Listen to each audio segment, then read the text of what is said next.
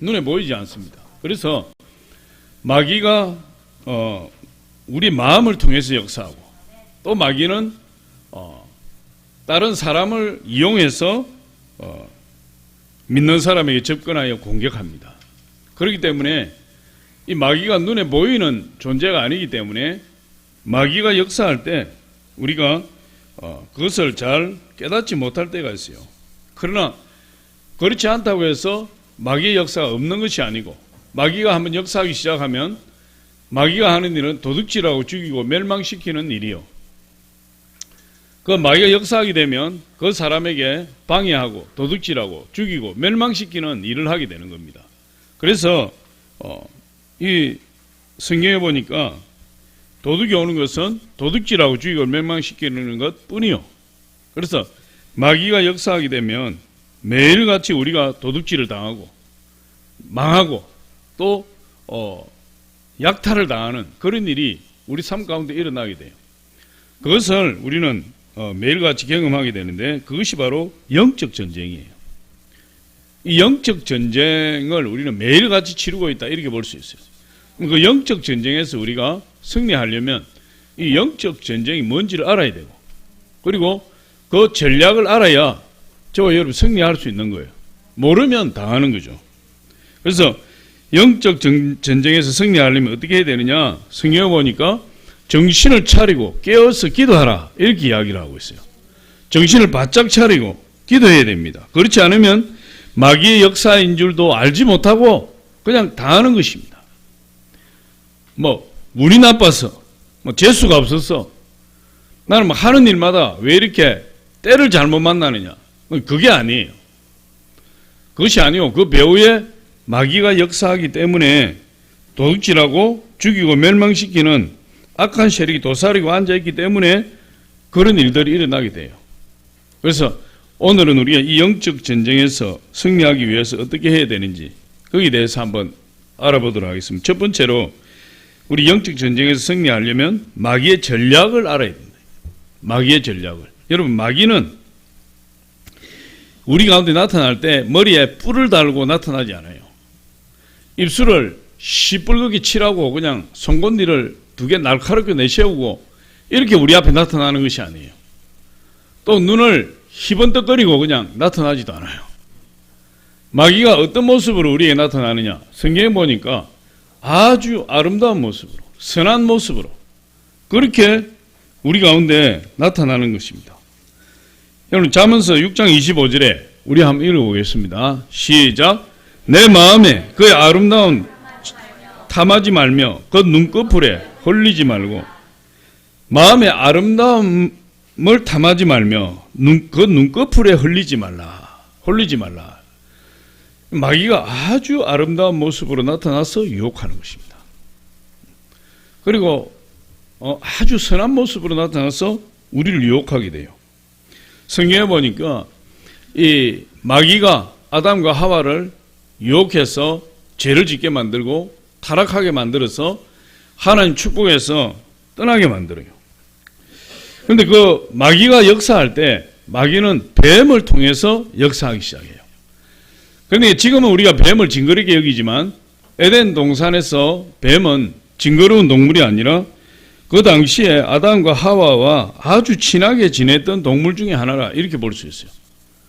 뱀과 하와가 그런 대화를 나누는 것을 볼 때 평소에 굉장히 친하게 지냈던 그런 동물이었다. 마귀는 영적 존재이기 때문에 육적 존재를 통해서 나타나는 것입니다. 그래서 마귀가 선택한 존재가 바로 뱀이었던 것이죠. 이 사단은 아담과 하와와 가장 친밀하게 지내는 뱀을 통해서 아담과 하와를 유혹하고, 그리고 아담과 하와를 타락시켰다, 이렇게 성경은 말하고 있어요. 지금도 사단은 알지 못하는 사람을 통해서 역사하기보다는 잘 아는 사람을 통해서 역사해요. 저와 여러분 가운데 모르는 사람이 우리를 모르는 사람을 통해서 마귀가 잘 역사하지 않는데, 우리가 신뢰하는 사람, 믿을 수 있는 사람, 그리고 가까이 있는 사람, 그리고 멋있는 사람, 아름다운 사람, 이런 사람을 통해서 마귀가 유혹하고, 마귀가 그 사람들을 이용해서 믿는 사람들을 유혹하고 죄짓게 하고 타락시켜서 저주받게 만드는 것을 우리가 볼 수 있어요. 하루는 예수님께서 가이사라 빌립보 지역을 제자들과 함께 방문을 했어요. 그 가이사라 빌립보 지역은 우상 신전이 가득한 곳이에요. 판 신전도, 제우스 신전도 그곳에 있어요. 제자들에게 예수님이 물었습니다. 사람들이 나를 누구라 하느냐? 그랬더니 제자들이 그렇게 대답해요. 예, 들으는 요한이라, 세례 요한이라고도 하고, 들으는 엘리야라고도 하고, 또 어떤 사람들은 예레미야나 선지자 중에 하나라고 이야기합니다. 그러면 너희는 나를 누구라고 하느냐? 그랬더니 베드로가 앞으로 나서면서 주는 그리스도시요 하나님의 아들이십니다. 그렇게 이야기를 했어요. 그때 예수님 감동을 받으셨다. 바요나 시몬아, 내가 복이 있도다. 이를 내게 알게 하니는 혈육이 아니요 하늘에 계신 너희 아버지시니라. 그러면서 너는 이제 베드로라. 내 반석 위에 내 교회를 세우리니 음부의 근세가 이기지 못하리라. 베드로가 반석이라는 말이에요. 그 위에 교회를 세우겠다. 음부의 근세가 이기지 못한다. 그렇게 어마어마한 축복을 하셨어요. 그리고 나서 그것을 끝난 것이 아니라 베드로에게 또 이렇게 말씀을, 내가 너에게 천국 열쇠를 주리니 천국 열쇠로 땅에서 무엇을 매면 하늘에도 매일 것이요 땅에서 무엇을 풀면 하늘에서도 풀릴 것이니라. 여러분 그랬어요. 베드로는 예수 그리스도 수제자로서 예수 그리스도의 마음을 알아서 예수 그리스도의 마음을 시원하게 해드리는 아주 그런 제자였어요. 아주 뛰어난 제자였죠. 그런데 이렇게 주는 그리스도에서 살아계신 하나님의 아들이십니다. 예수님 마음을 기쁘게 했는데 예수님께서 그 고백을 들으시고 나서 제자들에게 처음으로 밝힌 내용이 뭐냐 하면, 내가 이제 예루살렘으로 가서 많은 고난을 받고 십자가에 못 박혀 죽었다가 3일 만에 부활하게 될 것이다. 그 이야기를 했어요. 제자들이 처음 듣는 이야기예요. 금시초문이 전혀 지금까지 한 번도 예수님 죽을 것이다, 고난을 당하고 십자가에서 돌아가실 것이다 생각지도 해보지 못했었는데, 예수님이 가이사라 빌립보에서 베드로의 신앙 고백을 들으시고 그 말씀을 처음으로 하신 거예요. 제자들이 깜짝 놀랐어요. 예수님 죽으시면 안 되잖아요. 예수님 죽으면 자기들은 어떻게 됩니까? 베드로가 예수님 앞에 나서서 예수님 말렸어요. 베드로가 성경에 보면 베드로가 항변하여 가로되, 이 항변이라는 말은 원어로 보면 예수님을 신랄하게 비난하여 이런 뜻이에요. 얼마나 예수님 비난했든지, 예수님 십자가에 고난을 당하고 십자가에 죽으시고 3일은 부활하신다는 그 이야기를 듣고 베드로가 예수님을 신랄하게 비난하여 그렇게 이야기를 하고 있어요. 그러니까 여러분 우리 마태복음 16장 22절로 23절 같이 한번 읽어보겠습니다. 시작. 베드로가 예수를 붙들고 항변하여 이르되 주여 그리 마옵소서, 이 일이 결코 주께 미치지 아니하리니. 예수께서 돌이키시며 베드로에게 이르시되 사탄아 내 뒤로 물러가라. 너는 나를 넘어지게 하는 자로다. 내가 하나님의 일을 생각하지 아니하고 도리어 사람의 일을 생각하는도다 하시고. 베드로가 예수님이 고난을 당하고 죽으신다는 이야기를 듣고 그리 하지 마옵소서 하고 항변을 했을 때 예수님이 베드로를 향해서 뭐라고 이야기합니까? 사탄아 내 뒤로 물러가라. 너는 사람의 일을 생각하고 하나님의 일을 생각하지 아니하는도다. 그렇게 엄하게 꾸짖는 것을 볼 수 있어요. 여기서 볼 때 이 베드로가 예수님의 일을 방해하고 있어요. 하나님이 하시는 일을 방해하는 존재는 누구죠? 사탄이에요. 사탄이 예수님의 수제자인 베드로를 통해서 예수님 하시는 일을 방해하는 것을 볼 수 있어요. 근데 이 사탄이라는 것은 가장 가까운 사람을 통해서 하나님의 일을 방해하고 믿음의 사람들의 일을 방해하고 하나님 일을 못하도록 도둑질하고 죽이고 멸망시키는 일을 한다는 것을 우리가 알 수 있어요. 이것이 마귀의 습성이에요.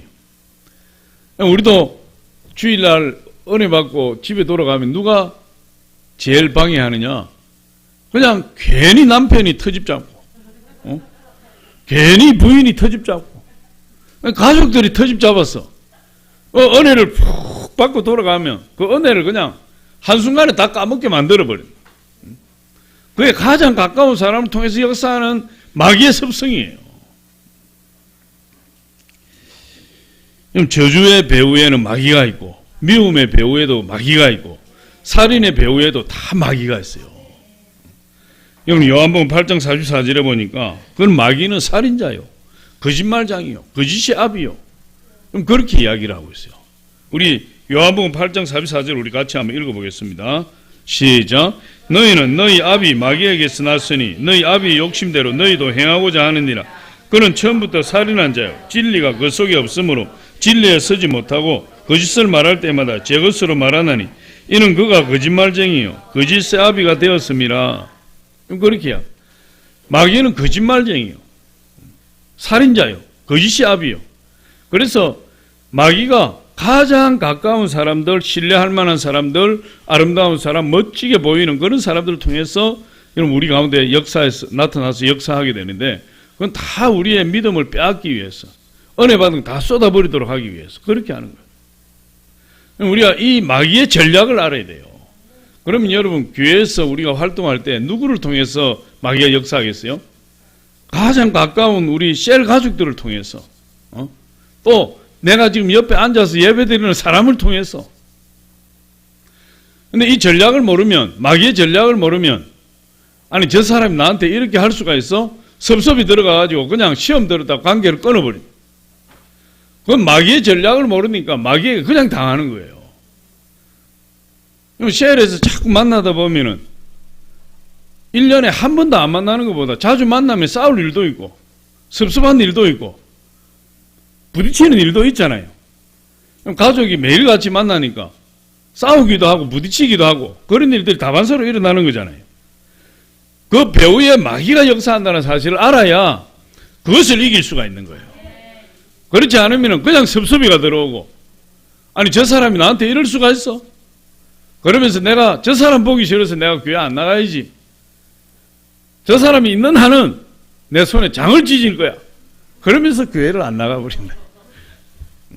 실제로 장도 안 찢어. 장을 찢으면 되는데 마귀의 전략을 모르니까 그렇게 당하는 거예요. 그래서 마귀는 가장 가까운 사람을 통해서 많이 역사해요.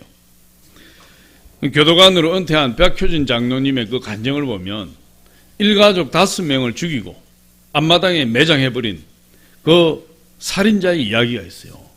이 실제 사건이죠. 그 사람은 형장이 있어로 사라졌어요. 이호성이라는 사람인데 이 사람 본래 척추에 문제가 있어서 일을 하지 못해요. 일을 하지 못하고 집에서 백수처럼 집에서 이렇게 하루 종일 지내는 사람이고 아버지에게 가끔씩 용돈 받아서 그것을 쓰고 살아가는 그런 사람이에요. 불쌍한 사람이에요. 근데 이 사람이 어느 날 언제부턴가 이 귀신이 보이기 시작한 거예요. 귀신이 보이기 시작했는데 이 귀신이 어떤 모습으로 나타나느냐, 얼핏 보면 짐승 같기도 하고 얼핏 보면은 여자 얼굴 같기도 하고, 그것이 3일 동안 계속해서 나타났다. 밤에도 나타나서 따라다니고 낮에도 나타나서 따라다니고 꿈에도 나타나서 따라다니고. 그러니까 정신적으로 아주 혼잡해졌어요. 혼란해졌어요. 어느 날 용돈이 떨어져서 밤에 아버지에게 가서 용돈 좀 달라고 이야기했어요. 아버지 용돈 좀 주세요. 용돈이 떨어졌어요. 그랬더니 아버지가 화를 벌컥 내면서, 야 이놈의 자식아, 너는 일도 안 하고 용돈 없어? 용돈 못 줘? 야단을 쳐서 쫓아버린 거예요. 그런데 그 아버지가 그렇게 화를 내고 화를 벌컥 내고 야단을 치는데 그 순간 자기를 3일 동안 쫓아내는 그 귀신이 자기 앞에 나타나서 너 아버지 죽여라. 아버지 죽여라. 신발장에 가면 망치가 있으니 그걸 들고 와서 아버지 죽여라. 그래서 이 사람이 막 정신없이 신발장을 달려가서 문을 열고 거기에 있는 망치를 들고 아버지를 때려 죽여버렸어요. 피가 낭자하게 흐르는 그곳에 어머니가 놀라서 그 아들을 말리는데 그 귀신이 어머니도 죽여라. 죽여라. 그래서 그 어머니도 때려 죽여버렸어요.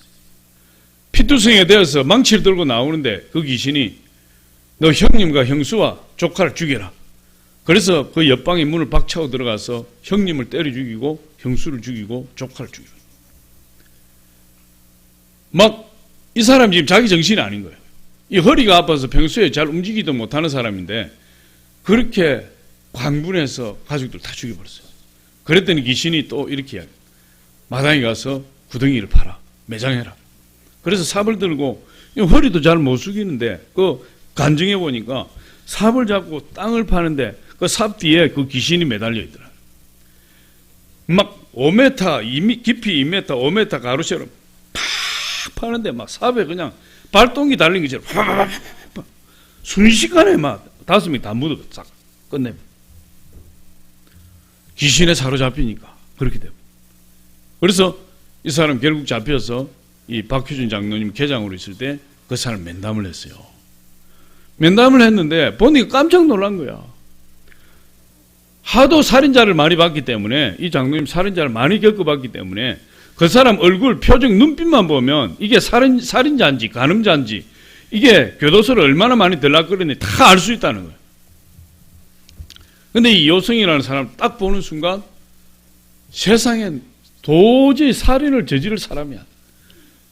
눈빛이 순진하고 얼굴이 여리고 그리고 몸도 왜소하고 이 사람 도저히 살인을 저지를 사람이 아니다. 이상하다. 그런데 얘가 장로님을 만나는 상담실에 앉아서 자꾸만 두리번거리는 거예요. 불안해서 막 두리번거리는 거예요. 그래서 장로님 왜 그랬느냐. 이제 감이 온 거예요. 왜 그러느냐. 그러니까 막 무서워서 막 두리번거리기 시작해요. 그러면서 이 장로님이 딱 보고 있다가 이게 정신병자인가 하고 생각을 했는데 그것이 아니고 이 영적인 문제구나. 기도하자. 그래서 그 아이를 붙들고 막 기도한 겁니다. 기도하다 보니까 그 장로님 그런 고백을 해요. 아, 내가 이 눈을 감고 기도하는 거 안 되지. 이 귀신이 나를 치면은 안 되지. 눈을 떠야지. 눈을 부릅뜨고 막 이마를 붙들고 막 기도하기 시작했다. 근데 그 장로님도 굉장히 눌렸는데 한참을 통성으로 기도하다 보니까 이 눌림이 확 떠나가고 그 아이 얼굴에 눈물이 걸성걸성하면서 그 아이 얼굴이 확 밝아지면서 장로님, 계장님 갔어요. 뭐가 가냐? 날 따라다니고 그것이 떠났어요. 머리가 이렇게 가볍고 깨끗하고 너무 좋아요. 막 그러더라. 그러면서 장로님한테 이 이야기를 쭉 하는 거예요. 사실 자기가 3일 동안 그 귀신이 나타나서 자기를 그렇게 했는데 그래서 전혀 자기 여사와 관계없이 일가족 5, 아버지, 어머니, 형님, 형수, 조카를 다 죽여서 매장을 했는데 그것을 검찰에 가서도 자기가 진술을 하고 경찰에 가서도 그렇게 그 귀신이 시켜서 했다는 것을 이야기를 했는데 아무도 안 믿어주는데 장로님이 믿어주더라는 장로님이. 장로님 그걸 어떻게 하셨어요? 아무도 믿어주지 않는데 장로님 어떻게 하셨어요? 이걸 어떻게 하셨어요? 그러면서 그 앞에서 펑펑 울더라는 거예요. 그리고 이 사람이 예술 영접했어요. 예술 영접하고 그때부터 교도소에 오는 자기 감방에 들어오는 사람은 다 전도해서 거기서 찬양하고 말씀 읽고 그러면서 마지막 사형날이 되어서 이렇게 사형장으로 가는데 그 장로님이 사형장 마지막 위에서 이 교도관들이 팔짱을 끼고 오는 것을 맞이하려고 그 몇 개 계단 위에 올라오면 거기서 다 기다리고 있는데 그때 장로님 다리를 다쳐서 목발을 짚고 있었어요. 그 여성이라는 살인자가 이렇게 끌려오다가 찬양을 부르면서 오는 거예요. 찬양을 부르면서. 장로님을 보고는 막 뛰어와가지고 아버지 왜 다리가 이렇게 됐습니까? 아버지라고 부르기 그때부터. 왜 다리가 이렇게 됐습니까? 자기가 지금 성장이 일설로 사라져야 될 사람이 그 박효준 장로가 다리 목발하고 있는 것을 보고 안타까워서 아버지 왜 다리가 이렇게 되었습니까? 빨리 완치되어서 교도관 일을 하셔야죠. 이러면서 거기에서 형장에 앉아서 마지막 최후 진술을 하는데 최후 진술을 하는데 제가 그걸 적어오지는 않았지만 읽어보니까 하나님이 이렇게 아름다운 세상을 주시고 나는 이렇게 죄를 지어서 이 세상을 떠나지만 하나님이 예수 그리스도를 통해서 내 죄를 용서해 주셔서 나는 이제 죄 문제를 다 해결받고 천국에 가게 되었습니다. 천국에 이 아름다운 세상에 남아있는 여러분들은 꼭 예수 믿고 구원받으시고 천국 가시기 바랍니다. 저는 죄를 지어서 제 죄값으로 먼저 제가 죽지만 여러분을 위해서 기도하겠습니다. 그러고는 웃으면서 형장의 이슬로 사라지고, 이 장로님이 그 단중을 쭉 하는 거예요. 그러니까 여러분, 이 마귀가 얼마나 흉악한지, 마귀가 얼마나 악한지, 그 아들을 통해서 일가족, 친아버지, 어머니, 형님, 형수, 조카 5명을 죽여서 매장해버리는 그런 엄청난 일을 했다는 거예요. 우리가 마귀의 전략을 알아야 돼요. 마귀의 전략은 가장 가까운 사람을 통해서 가장 강하게 역사하는 거예요. 가장 강하게. 그걸 알지 못하면 우리는 이런 마귀에게 쏘가 넘어가요.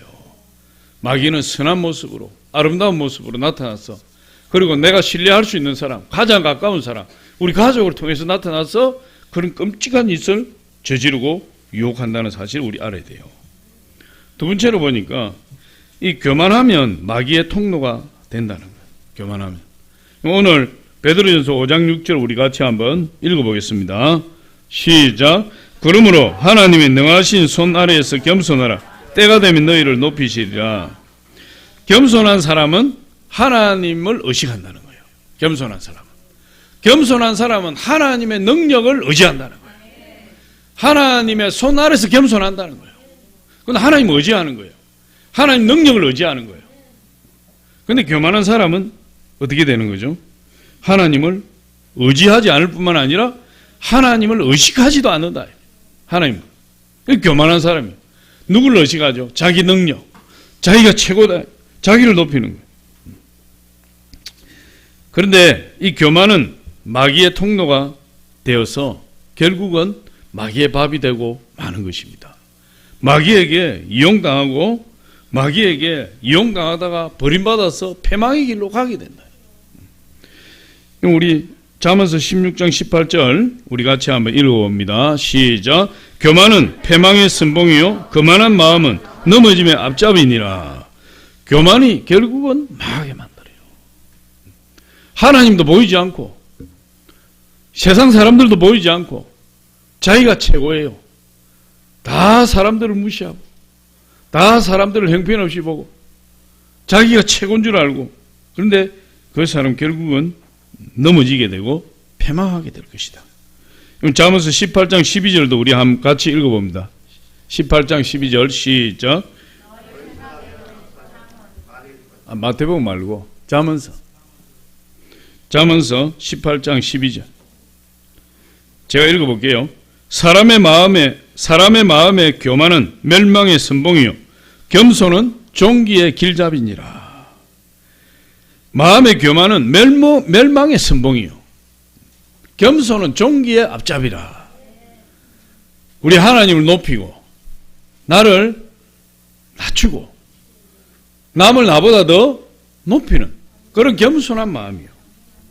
그런 사람을 하나님께서 높여주신다. 존귀하게 해주신다. 할렐루야.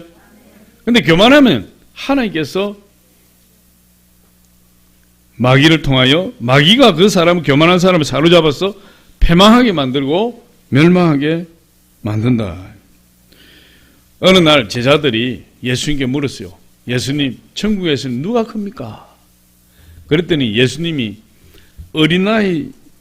누구든지 어린아이 같이 자기를 낮추는 그 사람이 천국에서 크다 이랬어요. 우리 마태복음 18장 4절 같이 한번 읽어봅니다. 시작. 그러므로 누구든지 이 어린아이 같이 자기를 낮추는 큰 자니라. 어린아이 같이. 어린아이 같이 겸손하지 않으면, 어린아이 같이 자기를 낮추지 않으면 천국에 들어갈 수 없다는 거예요. 겸손하지 않으면 천국에 갈 수 없다는 거예요. 그래서 이 성경에 보면 겸손이라는 단어가 100번 이상 나와요. 예수님의 성품은 겸손이에요. 나는 내 마음이 온유하고 겸손하니 너희는 내게 와서 배우라. 뭘 배우라는 거죠? 이 온유함과 겸손함을 배우라. 하나님의 자녀들은 다 온유함과 겸손함을 배워서 그 몸이 온유함과 겸손함으로 무장이 되어야 된다. 온유함은 뭐냐? 온유함은 사람이 실없이 좋은 게 온유함이 아니. 이래도 허 저래도 허 욕을 해도 허, 칭찬을 해도 허. 이게 온유한 것이 아니에요. 온유한 사람 뭐냐? 모세는 이 지면에 누구보다 온유했다 그랬어요. 근데 모세는 성질이 아주 난폭한 건 아니고 와일드했거든요. 40살에 살인자가 되었고, 그리고 이스라엘 백성들 이끌어가면서도 성질을 한다고 반석에 바위를 쳐서 그냥 바위를 부셔버리고 막 그랬던 사람이 모세예요. 그런데도 우리 하나님이 모세를 뭐라고 합니까? 모세는 온 지면에 온유함이 성하다 이랬어요. 온유함이라는 건 뭐냐? 하나님 보시는 온유함의 기준은요, 하나님 말씀이면 그냥 그대로 순종해버리는 게 온유함이에요. 하나님 말씀이 임하면 그 앞에 무릎 꿇어버리는 게 온유함이에요. 온유함과 겸손함, 자기를 낮추는 것, 우리 하나님을 높이고 하나님을 존귀하게 하고 자기를 낮추는 사람, 온유함과 겸손함을 배우라. 그것이 예수 그리스도의 성품이고 예수 그리스도를 따르는 저와 여러분의 능력이 온유함과 겸손함이 있는 거예요. 할렐루야. 여기 뭐라고 이야기하고 있죠? 우리 같이 한번 읽어봅니다. 시작.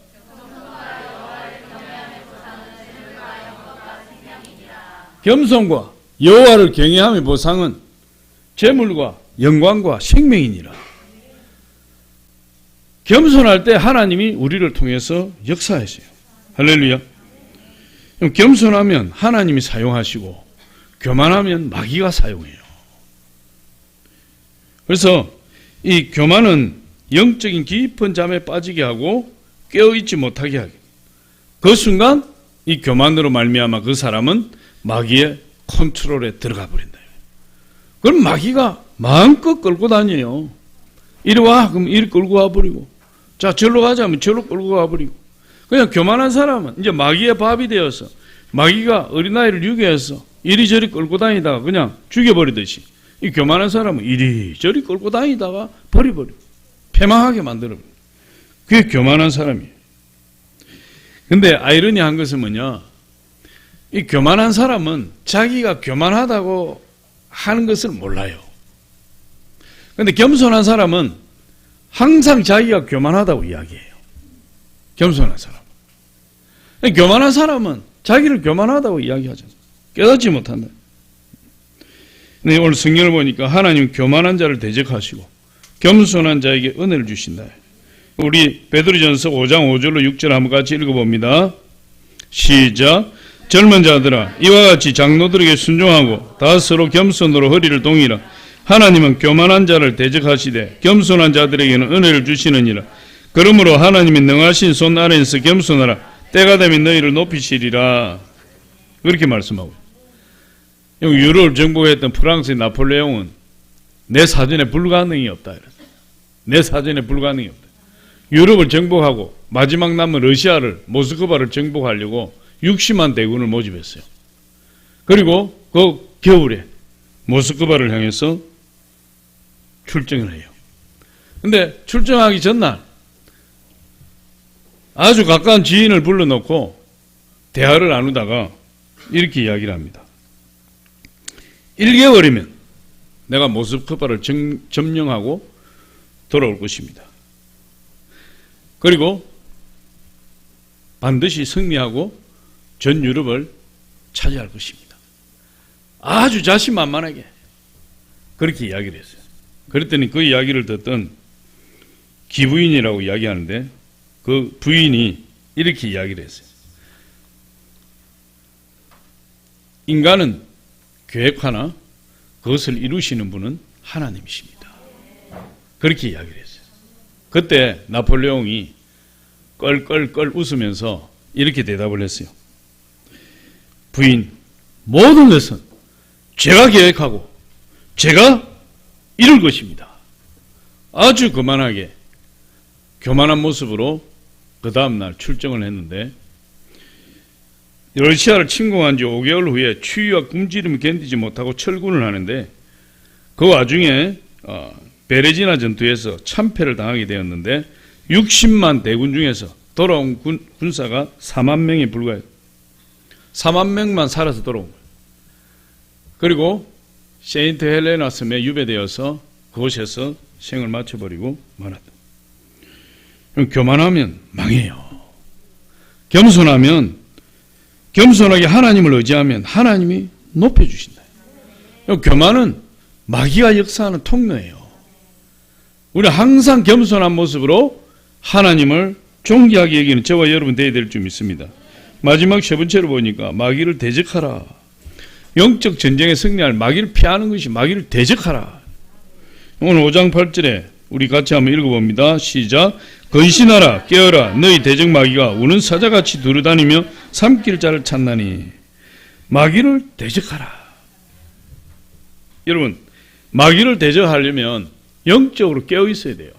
그래서 예수님이 이 마지막 때에 어떻게 해야 된다는 것입니까? 깨어서 기도해라. 마지막 때가 가까울수록 깨어서 기도해라. 그렇게 이야기하고 있어요. 우리가 깨어있지 않으면 마귀의 공격을 감당할 길이 없는 것입니다. 그래서 영적으로 항상 깨어있어 마귀를 경계해야 되는 거죠. 오늘 보니까 이 5장 8절 말씀을 보니까 이 마귀는 잠을 안 자는 놈이에요. 낮에도 돌아다니고 밤에도 돌아다니고. 왜 돌아다닙니까? 교만한 사람을 삼키려고, 병든 사람을 삼키려고. 잠도 안 자고 밤낮으로 깨어서 두루다니며 삼킬 자를 찾는다. 마귀를 대적해야 돼요. 대적하려면 깨어서 기도해야 된다. 할렐루야. 지금 우리 대한민국은 코로나19로 인해서 뭐 난리가 났어요. 이제 저번 주일날 우리가 설교할 때 확진자가 28명에서 머물러 있어서 한국은 방역을 잘해서 참 이게 쉽게 문제가 해결되겠다. 또 저도 그렇게 생각을 했고 여러분과 그런 대화를 나눴고 또 언론에서도 방송에서도 아주 잘하는 걸로 이렇게 방송을 타고 이렇게 했죠. 그런데 이 신천지에서부터 시작된 이 확진자들의 활동으로 인해서 어제 이 주보에 보면 있는데 어제 제가 저녁 8시를 기점으로 저녁 8시 현재 코로나19 확진자가 433명으로 늘어났어요. 일주일 만에 28명에서 433명으로 토요일 하루 만에 229명이 늘어났어요. 그리고 그 확진자가 대구에서 머물러 있는 것이 아니라 마산으로, 경남으로, 전라도, 광주로, 경기도로, 청정지역이라고 일컫는 강원도까지 그냥 대한민국 전 지역으로 지금 다 전파돼 버렸어요. 이제 그래서 뭐 지금도 방역 당국에서는 그 확진자의 동선을 뭐 찾아서 이렇게 가고 또 그런 앱도 개발이 돼 가지고 어디 누르면은 뭐 어디에 확진자가 있고 이게 있다는데 그런 것도 막 돌아다니고 하는데 어쨌든 지금은 뭐 통제불능 상태에 빠져버렸다. 설교 들어오기 전에 제가 뉴스를 잠깐 인터넷에 보니까 54세 된 사람이 죽었어요. 오늘 10시경에. 그래서 사망자가 4명으로 늘어났어요. 근데 이게 앞으로 어떻게 번질지 산불처럼 덜불처럼 번져나갈지 우리가 알 수 없어요. 지난주까지만 해도 WHO 세계보건기구에서 우리 한국의 방역 수준을 굉장히 높이 평가해서 아주 선진 방역을 펼친다 그래서 WHO에서 우리나라 그 방역팀을 불러서 우리나라 방역에 대한 모델을 듣고 그 모델을 제시하게 됐어요. 근데 아주 방역을 잘하는 그런 국가로 모범 대처국으로 선정이 된 거죠. 한 주일 사이에 평가가 완전 달라져요. 한 주일 사이. 코로나19 청정국에서 다발 지역으로 완전히 바뀌어버린 거죠. 지금 이제 문제가 뭐냐면 빨리 이제 이 코로나19 바이러스를 잠재워야 되겠지만 우리나라 국민들이 외국에 입국 금지를 당하고 있는 거예요. 외국에. 금요일 날도 제가 몇 번 말씀드렸지만 이 한 주일 사이에 대한민국에 대한 평가가 완전히 땅에 떨어져 버렸어요. 이제 대한민국 국민이라면 입국 금지를 시키는 나라가 많아졌어요. 이스라엘에서는 어제 성지순례 갔던 사람 중에서 코로나19 바이러스에 감염된 사람이 6명이 나타났어요. 이스라엘에서 바로 한국인 입국 금지시켜버렸어요. 바로. 그래서 132명이 이 텔아비브 공항에 내렸다가 비행기를 타고 다시 귀국시켜버린 그런 조치를 취했어요. 미국이 여행 권고 단계가 1단계부터 4단계까지 있다는데 지금까지 우리나라 1단계에 머물러 있었는데 어제 2단계로 격상했다. 2단계로. 3단계, 4단계 가면 이제 여행을 못하게 만드는 거예요. 투르크메니스탄, 카자흐스탄, 사모아, 키리바시 이런 나라들은 한국인을 입국 금지시키는 것은 아니지만 입국 금지 못지않게 까다롭게 굴어요. 그래서 한국인이 들어간다 그러면은 이 투르크메니스탄 같은 나라들은 입국 즉시에 병원에 격리 조치시켜서 24일 동안 관찰하고 14일 동안은 매일같이 그 병원에 가서 진찰을 받아야 되고 격리 조치하는 동안에 숙박비, 병원비, 숙식비 이걸 누가 내느냐? 여행자가 부담해야 돼요. 그러니까 여러분 투르크메니스탄 탄이 붙은 데는 가면 안 돼 이제. 아프가니스탄, 투르크메니스탄, 카자흐스탄 뭐 이 탄이 붙은 나라는 전부 이슬람 국가거든요. 카자흐스탄 같은 경우는 우리나라와 무역량이 엄청나게 많아요. 그럼에도 불구하고 한국인의 입국을 금지시킨 것은 아니지만 엄청나게 까다롭게 만들어버렸다. 이제. 그래서 반드시 그 나라에 들어가면 병원에서 격리 조치 시켜버린다든지, 매일같이 건강검진을 받게 한다든지, 그렇게 해야 돼요. 사모아 같은 나라는, 한국인들은 입국하려면 코로나19 바이러스 미발생 국가에서 14일 동안 체류했다는 증명서를 제출해야 되고 자기가 바이러스에 감염되지 않았다는 의학 증명서를 제출해야만 그 나라에 입국이 돼요. 거기에다가 이 키리바시 우리 이름 들어보지 못했는데 그 나라도 마찬가지. 이 키리바시가 뭐 있어요. 그러니까 지금 우리 한국은 중국을 우방국으로 생각해서 그 초기에 방역 전문가들이 빨리 중국인들 전체 그리고 중국을 여행했던 모든 사람들을 입국 금지시켜야 된다. 이렇게 굉장히 많은 청원이 있었음에도 불구하고 그걸 하지 못한 거예요. 물론 거기에는 뭐 교역량이라든지 민간 교류라든지 그런 얽히고 설킨 많은 문제들이 있어요. 그런데 지금 오늘과 같은 결과를 딱 놓고 볼 때 우리 다 마스크 썼잖아요. 딱 놓고 볼 때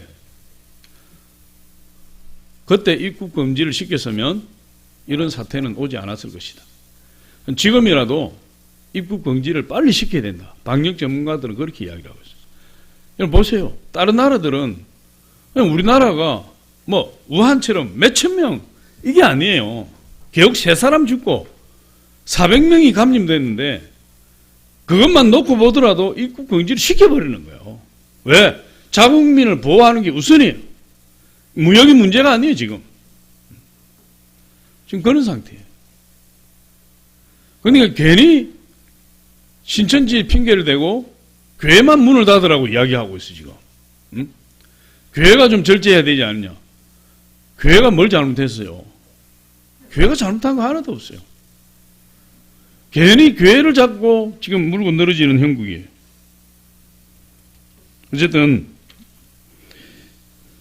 우리가 이런 일을 당할수록 우리는 교회를 더 나와서 하나님 앞에 기도해야 돼요. 여러분 크리스찬들이 기도해야 이 코로나19 문제가 해결되는 거지 기도하지 않고 해결이 안 되는 거예요. 그러니까 더 나와서 우리는 기도하고, 그러나 그럼에도 불구하고 우리는 방역에 최선을 다하고 조심해야 되고, 여러분 건강을 조심하고 예방하는 것은 성도의 의무라고 이야기했어요. 최선을 다해서 우리가 예방하면서 이 문제를 해결하도록 우리 교회가 앞장서야 된다. 근데 마귀는 이런 사건을 통해서 우리에게 뭘 주는 거죠? 두려워하게 하고 염려하게 만든다. 두려워하게 하고.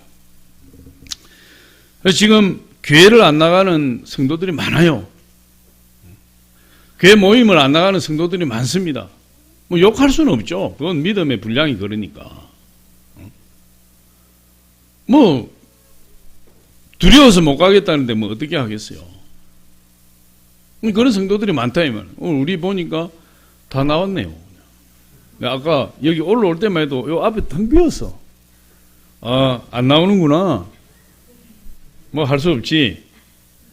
그렇게 했는데 보니까 나올 사람 다 나왔어요. 감사한 일이지. 그런 문제를 우리가 믿음으로 극복하고 기도할 수 있다는 건 너무나 감사한 일이에요.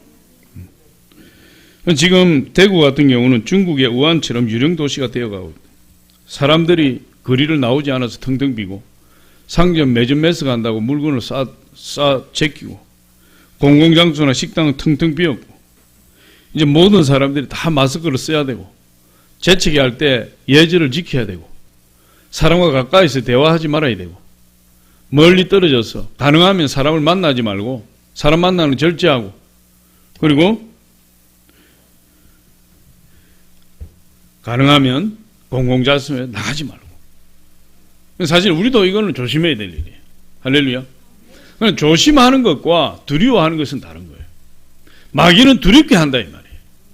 두렵게 해서 활동을 못하게 하고, 예배도 못 나오게 하고, 기도도 못하게 하고, 거기에 우리가 속으면 안 돼요. 그래서 사단은 두려움으로 사람들을 낙심하게 해서 조종하려고 한다.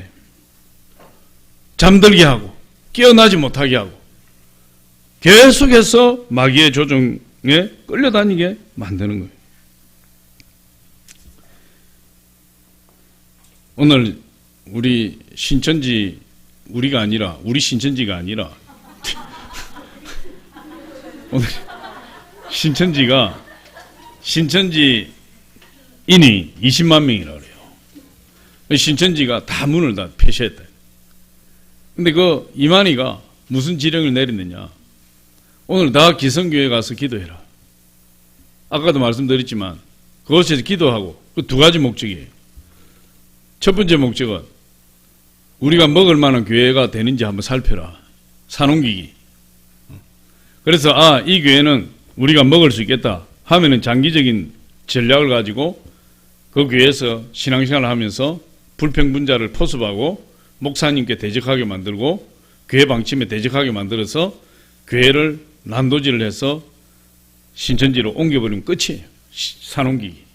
두 번째는 뭐냐? 아까 말씀드렸듯이 코로나 바이러스가 신천지만의 문제가 아니다. 전 한국 교회의 문제다. 그래서 일반 교회 가서 빨리 퍼뜨려라. 퍼뜨려요. 바이러스를. 이것들은 역적이에요. 잡아서 그냥 사형을 시켜야 돼.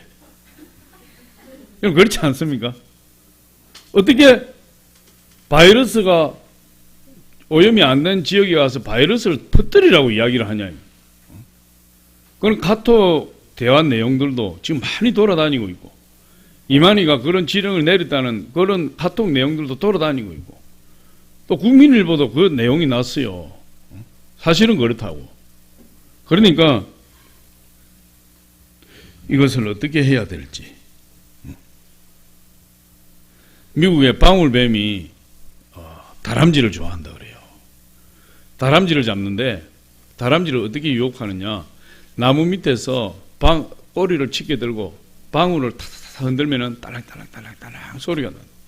다람쥐가 나무 위에서 신기해서 그 꼬리를 탁 쳐다보면, 그때 뱀이 다람쥐를 탁 째려보면 다람쥐가 얼어가지고 그냥 떨어지면 그때 잡아먹는다는 이게.